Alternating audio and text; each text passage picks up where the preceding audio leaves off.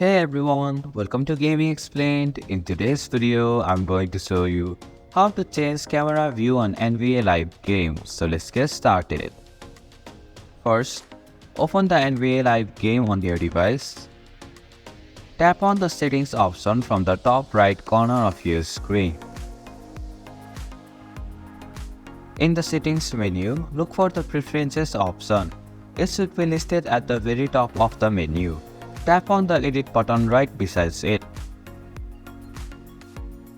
Here you can see the camera option. Now tap on the drop down menu right beside it.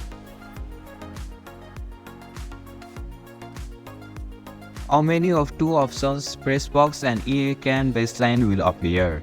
Finally, select any one of the options and change your camera view on NBA Live game.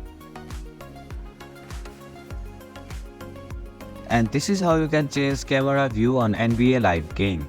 Thank you for watching Gaming Explained. Hope this video was helpful. If it was, then hit the like button and comment down if you have any questions or feedback. Also, if you are new to our channel, please subscribe and hit the bell icon so that you won't miss our upcoming videos.